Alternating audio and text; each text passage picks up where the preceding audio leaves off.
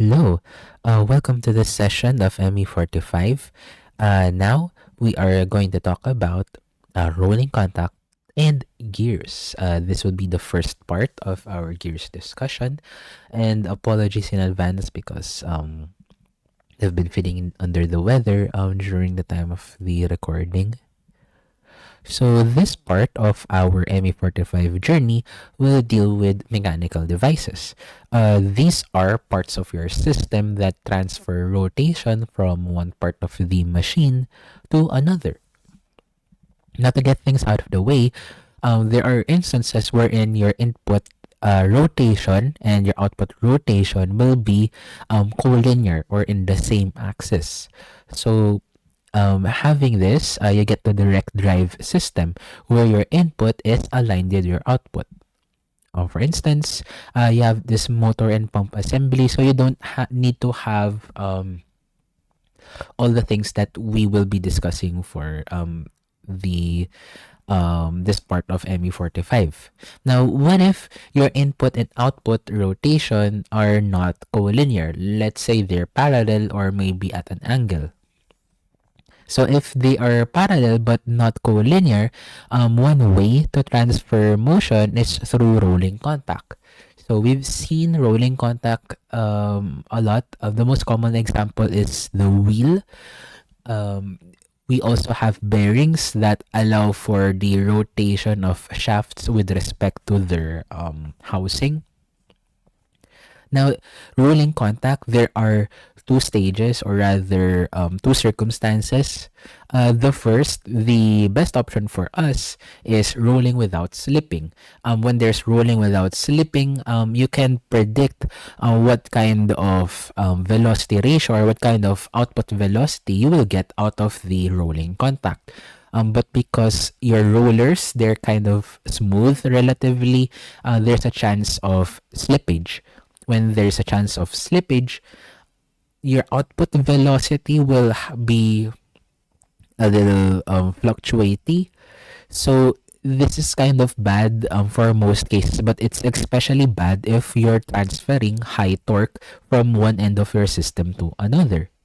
So instead of having rollers touching each other, how about we just add some teeth, interlocking teeth, so that when one rotates, the other part actually rotates in sync. So this is where we get gears or tooth gears. Now, before we talk about the circular gears that we know and love, there are some special exemptions. So for example, we have a Nautilus gear pair. Now, I believe you can find this on um, Makerspace or any 3D printing site. You'll be able to find these. I believe these are very common. Another kind of non-circular gear. Just imagine that there's teeth in there. So there is an off-center square serving as an input, and you have this weird curvy red thing serving as the output. Another example is the Herodias pump in France. Now, I'm not sure if this was actually used in actual, but it was demonstrated. It was assembled, but yeah, I'm not sure about the use. One thing that you can observe with all three of them is that as the input rotates, the output, it doesn't rotate at a steady uniform speed. So this is a consequence of non-circularity. However, for most cases wherein we want to use gears, we prefer that uniform speed transfer. And in order to achieve that for gears, we actually have to abide by two rules. These are the fundamental law or laws of gears. Now, for gears to run at uniform speed, number one, they have to have unbroken tooth contact. So the teeth, although let's say technically one pair of teeth will not be in contact forever, but at least one tooth pair will be in contact at every single point. So that's one. Next is that the contact point, it must trace a line. How does this manifest? I'll demonstrate this through one of the more special kinds of gears. This is called the cycloidal gear. Cycloidal gear comes from the term cycloid in math. So the cycloid is a curve formed by a circle that's rolling on another circle. If that small circle is rolling outside, the curve is called the epicycloid. If it's rolling inside, it's the hypocycloid. Now, the thing with this is that it is fundamentally adherent to our fundamental law of gears. So the tooth contact kind of lies on the cycloid curve essentially. And its advantage with respect to other types of gears is that you have better tooth contact, so you have better noise conditions for cycloidal gears. Now, if I play this video, you will see that the green point there, that is the point of contact, and it's traveling along this curved line. So it is actually adherent to the fundamental law of gears. And in fact, if you see here at some point, a new contact pair actually forms. Yeah, this is part of the condition for the fundamental law of gears. Unfortunately, when it comes to cycloidal gears, they have to be made special for one another. They are not interchangeable unless you just put in the exact same gear, essentially a duplicate to replace the old one. But in our experience, we prefer gears that can be interchanged regardless of the size of the gears. So in order to get around that kind of limitation, here's the curve that produced the interchangeable gears. So what you see right now is, well, a set of cycloids that is being drawn by larger and larger circles. And what you notice is that the green one, the green quote-unquote circle, has an infinite radius, which is essentially a line.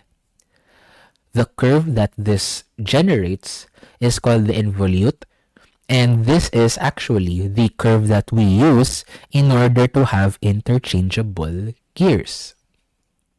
Is there another way to draw this? Actually, yes. If you want to draw involute, the involute tooth profile by hand, one way you can do it is to wrap a thread around a spool, tie a pen or pencil to that one end, and try to draw the curve while the thread is unspooling while keeping the string taut. So as you're unspooling the thread, the curve that's being generated is the involute. The thing is, the contact curve for the involute tooth profile, because of its nature, or rather because of what produced it, is now a straight line. So there's now because of that, you have some interchangeability, unlike cycloidal gears. However, when it comes to interchangeability, there are some limitations as well. The first limitation when it comes to matching gears to one another is that they have to have the same pressure angle. What is the pressure angle? It is the angle formed by the contact line or the line of pressure when it comes to this figure versus the pitch line here in this figure. So all gears, they have to have, or rather the gears that are being meshed, they have to have the same pressure angle essentially. You can imagine if you mesh something with a different pressure angle, this line will start looking broken or jagged. If there's any discontinuity in there, the fundamental law is violated essentially. Now, because gears have been used for a very, very long time, we've had a standardized set of pressure angles. So our standard pressure angles are usually 3, although you can customize it using 3D printing. The first one is the 14.5 degree pressure angle. It is going obsolete soon, and the most common right now is a 20 degree pressure angle. What you notice here in the figure to the right is that the pressure angle actually affects the tooth shape. in order to maintain that kind of angle, the tooth shape has to adjust. So when we say the gears have to have the same pressure angle, we're essentially saying that the gear teeth have to have the same shape or the same form. The next limit to interchangeability is what we call the dimetral pitch. Now, this is a US term, so it is basically the number of gear teeth over the pitch diameter, which is in inches. And this dictates the tooth size of your gear. So the pressure angle dictates the tooth shape. The diametral pitch dictates the tooth size. So you can't mesh a gear that has a diametral pitch of 9 to a gear with a diametral pitch of 48. So as you can see in the figure, the 48 has the very small teeth, and there will be no chance that you'll get a proper meshing with a diametral pitch of 9. Now, when it comes to non-US production, let's say Europe production, European gears, they also have the equivalent. This is called the module. The module is just the opposite or the reciprocal of the diametral pitch. It's the pitch diameter over the number of teeth, but the pitch diameter for the module, since we're using SI, it's in millimeters. Now, let's talk about gear nomenclature. From your NSI 10.1, you can recall that there's a lot. Like, in order to graph a gear in AutoCAD, you need to have this table that's ready and already finished. So, the good thing about that is that because gears have been used for a very long time, institutions like the American Gear Manufacturers Association, or AGMA, they've standardized the types of gear geometries that you have to look at, and the limitations or the definitions of each term. So here is just a figure of some of those gear terms. This is non-encompassing.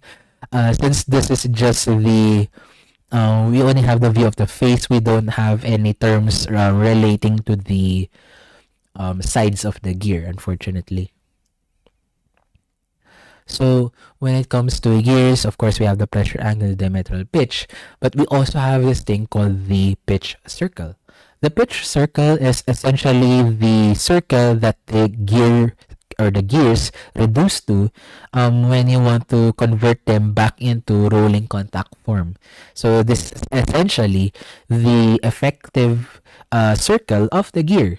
Now, if you take the diameter of the pitch circle, you get what we call the pitch diameter, or pitch diameter. It's the effective diameter of the gear. One thing to distinguish diametral pitch and pitch diameter is that the second word, it is the main symbol, while the first word is the subscript. So for diametral pitch, it is capital P subscript D. For pitch diameter, it is the diameter D sub P. These two quantities, by the way, they're not the same if you look at their definitions.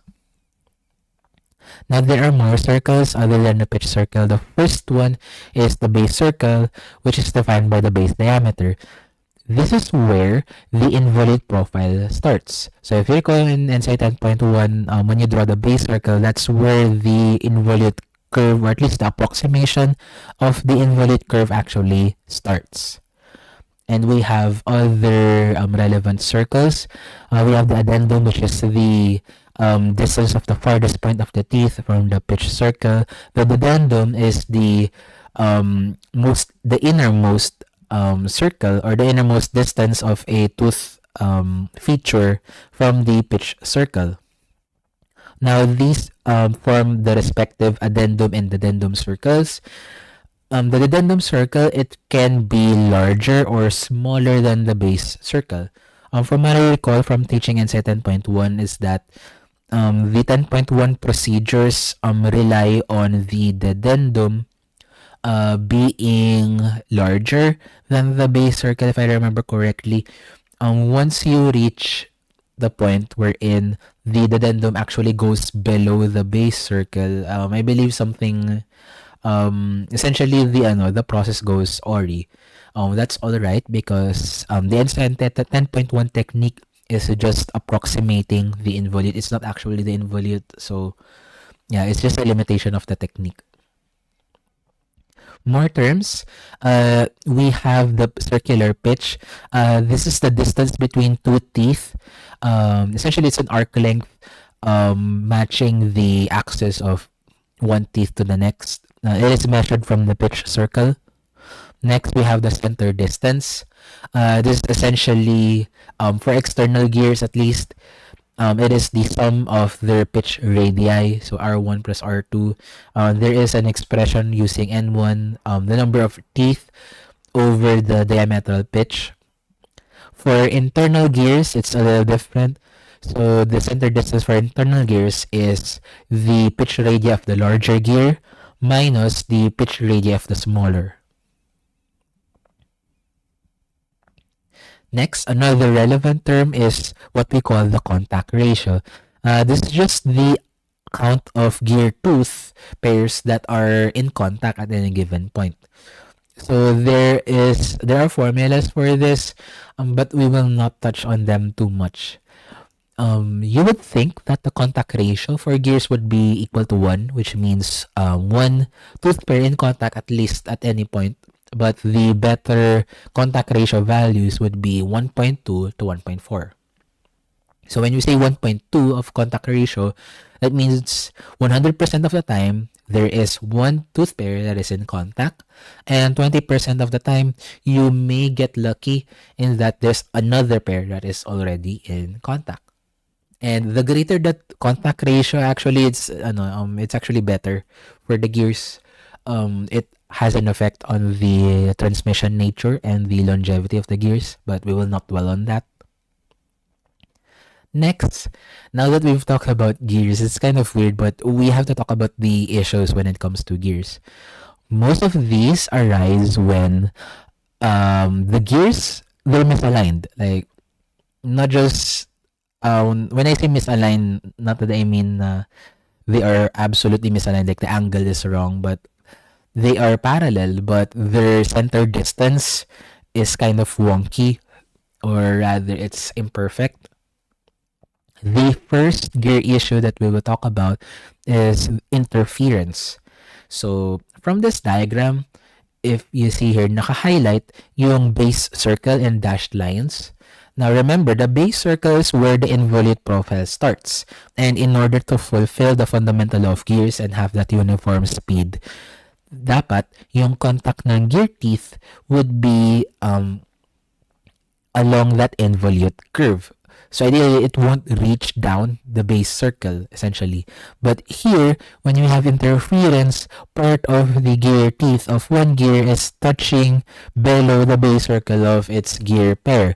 And that causes some angular velocity variations in the output, and it also causes the gears to make some noise. Now, essentially, if the gears make a lot of noise, it means it is something bad for the life of the gears. So how do we avoid interference, essentially? One method of avoiding interference is just counting the number of teeth that are in each gear that is in contact. Now, a lot of study, or rather, there is an old study on this. Both of our references, Norton and Miska, kind of agree on these values, but there is a minimum number of teeth for the smallest gear for every pressure angle. If you abide by these, you are at least assured that there will be no interference. Sorry about that. Now, what are these values? They vary per pressure angle. So what you notice here is that as you increase your pressure angle, the minimum number of teeth actually decreases. But what about cases wherein I'm kind of limited and I have to not abide by these rules? Let's say for a 20-degree pressure angle gear set, I want to use a 16-tooth or a 12-tooth gear. Now, if you look at our references, particularly Miska, there is a maximum number of teeth per number of teeth that are below the minimum advised. So when you go below 18, you can still mesh a gear without interference, but the maximum number of the gear teeth of that larger gear is now limited. If you want to look up that those numbers, you can actually take a look at our reference. Next, when it comes to interference, another thing that you can do is just take out or at least remove part of this remove part of the tooth feature below the base circle. This is what we call the undercutting. So this essentially avoids you give enough space for the opposite gear to not touch the non-involute side of your gear teeth.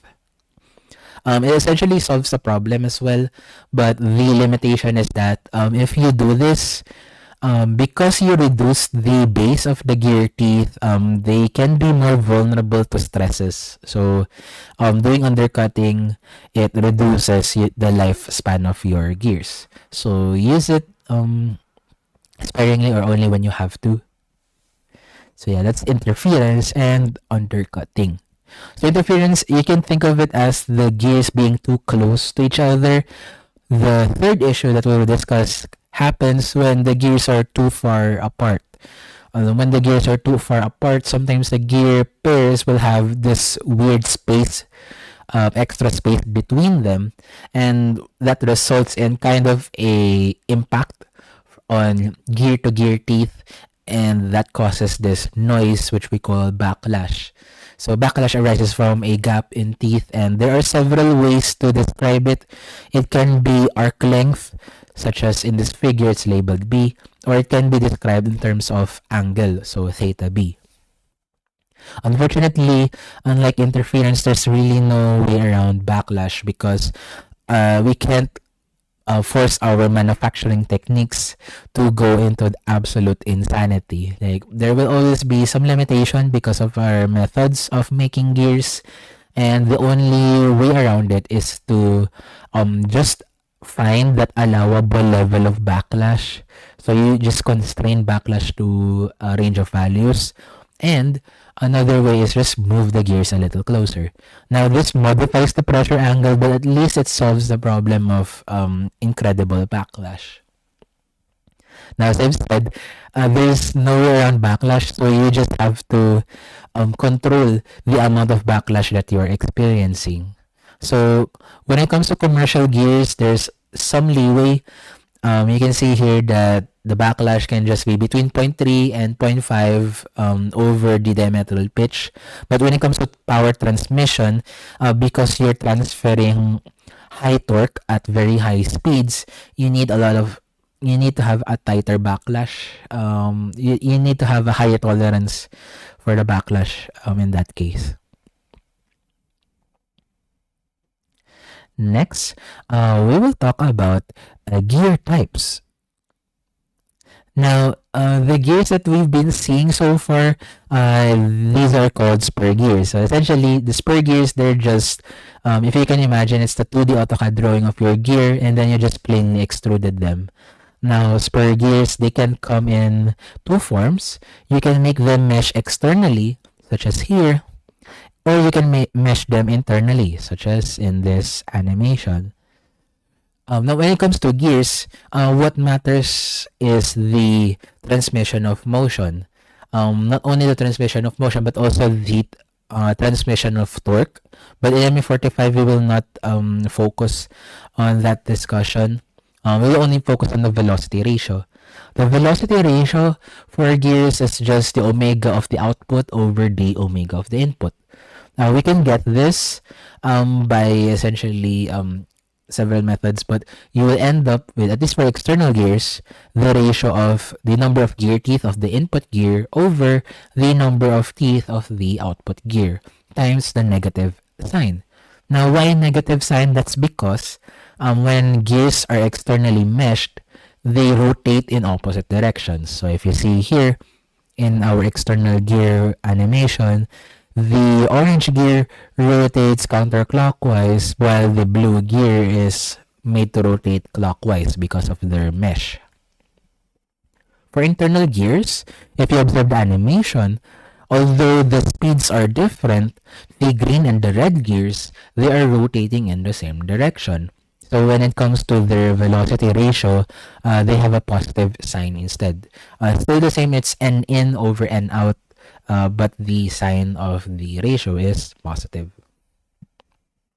When it comes to internal gears, you can increase the radius further and further until the radius is effectively infinite. What you get here is what we call the rack. It is an internal gear with an infinite radius, and the gear that meshes with this rack is often called the pinion. That's why we call this setup rack and pinion. Now, pinion is a general term for the smallest gear, so it doesn't have to be restrained to rack and pinion.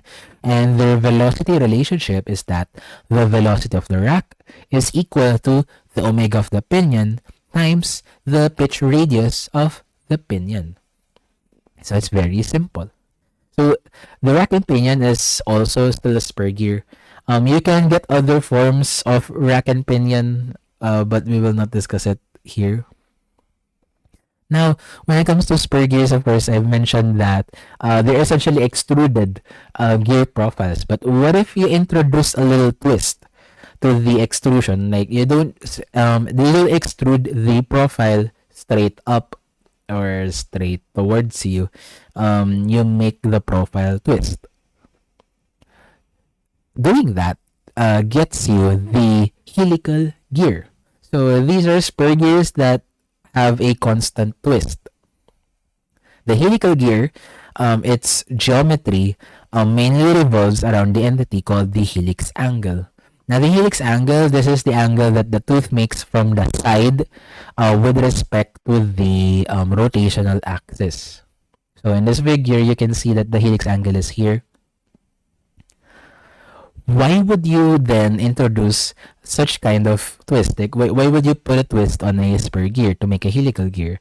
Two things. Firstly, you have smoother and gradual tooth contact. Essentially, you have better tooth contact just like the cycloidal gears.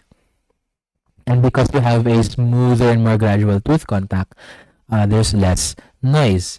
Now, the helical gear is actually, nowadays, it's more common than spur gears because of this. However, there is a certain disadvantage with helical gears. It's not the kind of thing that you will see in engine transmission because the gears are already stabilized or fixed in their location.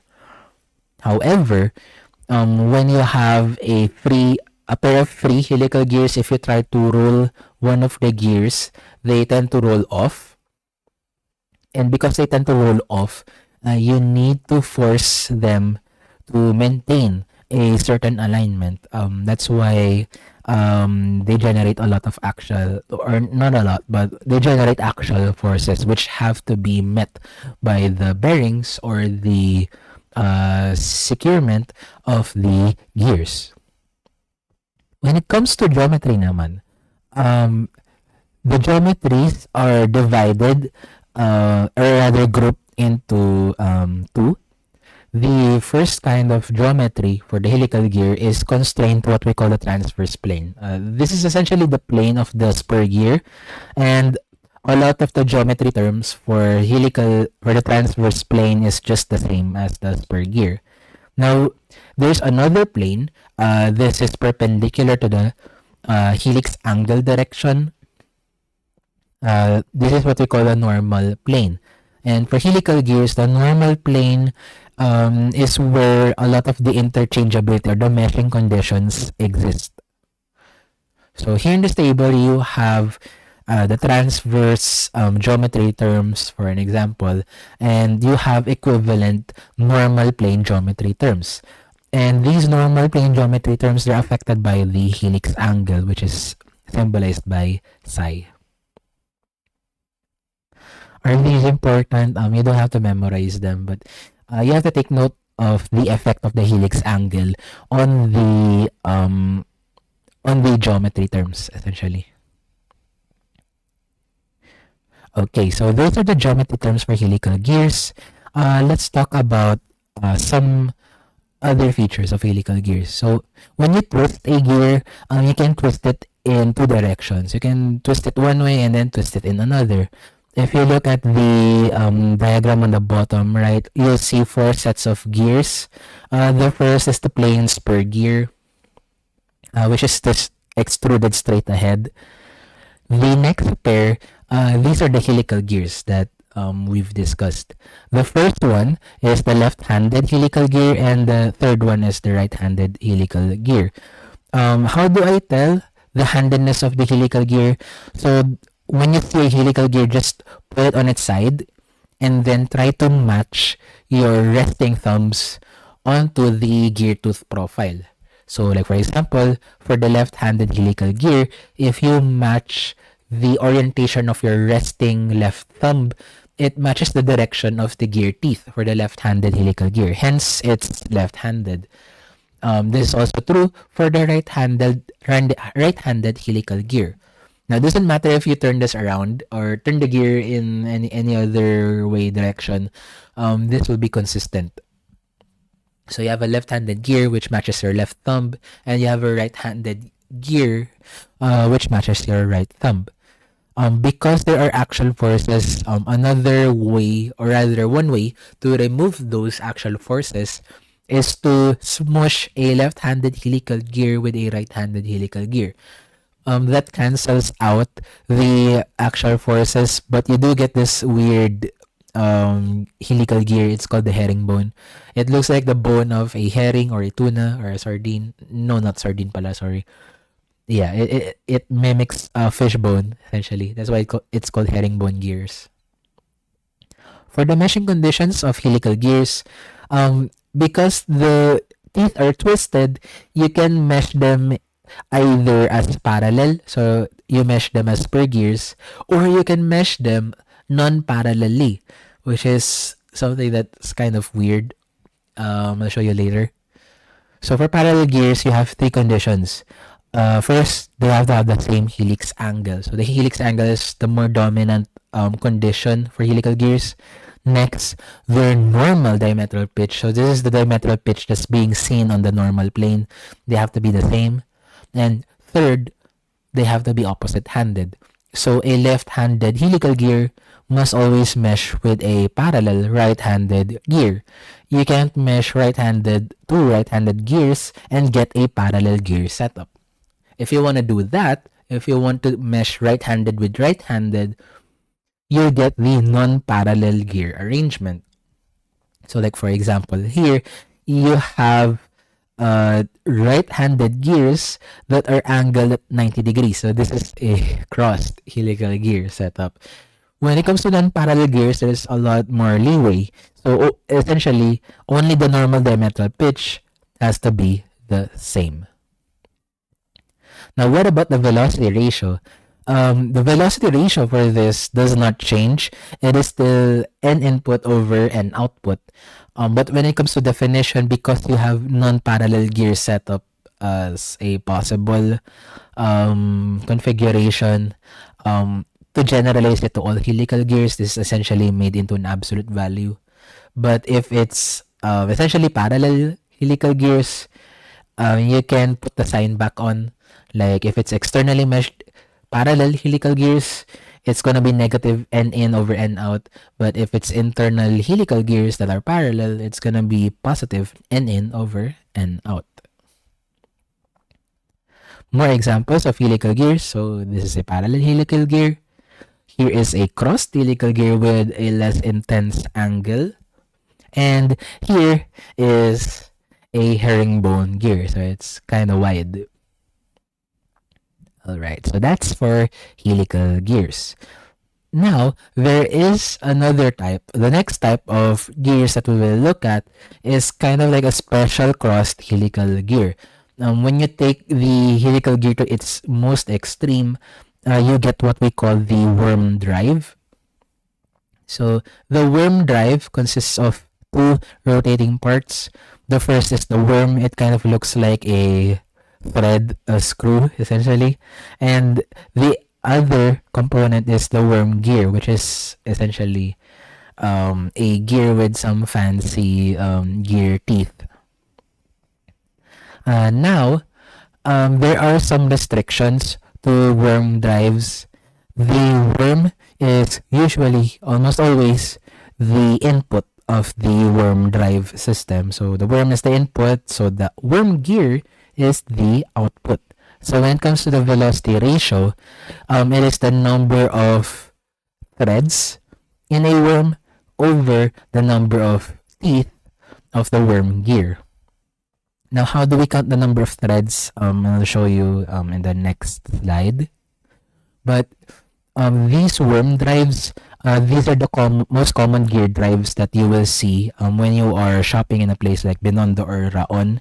If you see these kinds of gearboxes, especially ones wherein the input is 90 degrees to the output, and one of the input is in a different level to the output, that is essentially a worm drive.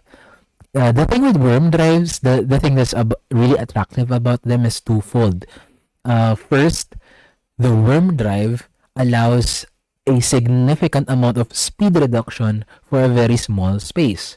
So you can buy worm drives in Binondo and Raon that are essentially 20 to 1, 100 to 1, and I think it's possible to get 200 to 1 speed ratio for worm drives. So it's really big. And the other thing that's interesting about them that lends some advantage to them is that they can't be back driven, or as stated in the slide, it's self-locking. When we say self-locking, it says that the output gear, if you try to use that as the input, the worm drive will just lock. It will not move. So yeah, essentially the worm is almost always the input, and you cannot drive the worm drive from the worm gear or the output gear. Now, when it comes to threads, you can have single, double, or triple threads. So, single thread is just each thread is kind of like a single feature that wraps around the worm. So here we have a right-handed, we have a right-handed worm, a single-threaded right-handed worm, and on the right side, we have a double-threaded left-handed worm. So, how can we tell the handedness of a worm? You might ask. You can use the same thing. You just put the worm on its side, like you just rest it along. You rest it lying down, and then watch the orientation of the threads with respect to your thumbs. So the right-handed worm follows the direction of your right thumb, and the left-handed worm follows the direction of your left thumb. Double-threaded gears, essentially, they're just two threads that are wrapping around each other. You can distinguish the multi-threaded from the single-threaded worms through the lead and the pitch. I mean, sorry, not lead. So it's lead and pitch. So pitch is the gap between threads, regardless of which thread it is. But the lead, it points to the distance between threads, distance between teeth of the same thread, if you want to think of it that way. So pitch is the distance between teeth, regardless of which thread it came from, but lead is the distance between teeth from the same thread. So when you have multi-threaded worms, the lead is going to be larger than the pitch. And now you also have other geometry terms. You also have the helix angle for the worm, but the more dominant feature is the lead angle, which is the complementary to the helix angle. So the thing about the lead angle is that it helps you determine whether a worm drive will be self-locking or not. As long as the worm has a lead angle that's lower than 10, it will not be able to be back driven. So if you exceed that value, the output gear can be turned and the input will turn. I'm not sure how difficult that would be, but I've tried to turn an output gear and hoping for the input gear to actually turn, but it won't work, essentially.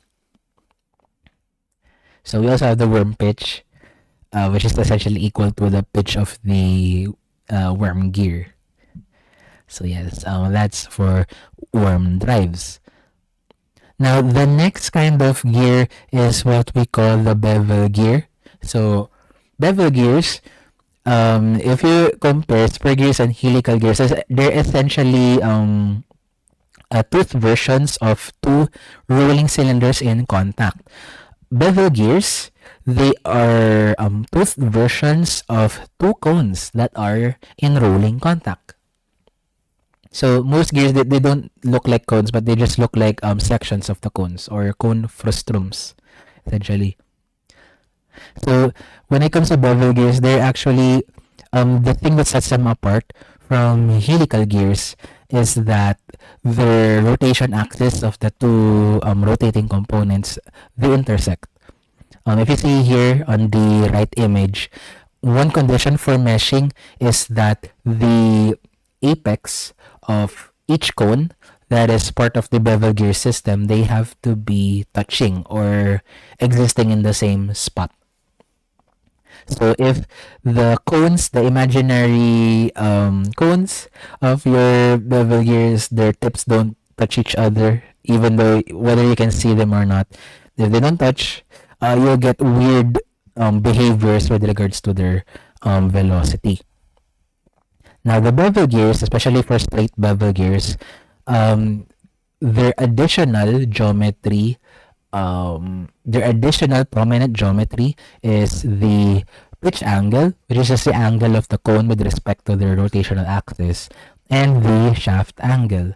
So the main condition for the shaft angle is that the shaft angle has to be the sum of the two pitch angles of the meeting bevel gears. All right. So if bevel gears, for example here, if you look at the bevel gears that we have right now, you can call these as straight bevel gears. They're kind of like straight spur gears equivalent. If we have straight bevel gears, we also have spiral bevel gears. Essentially, they're just they're real bevel gears with an added twist.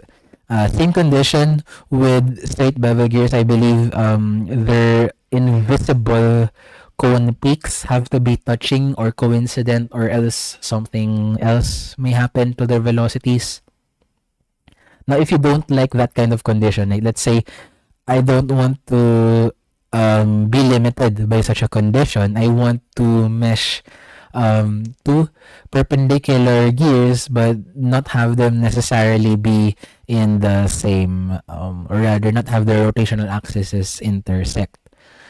So one set of gears that can do that is the hypoid gear. So the hypoid gear, if you see here, they're kind of like bevel gears, but they are not developed from cones. Rather, one of them is developed from a hyperboloid, particularly the small one. This is a section.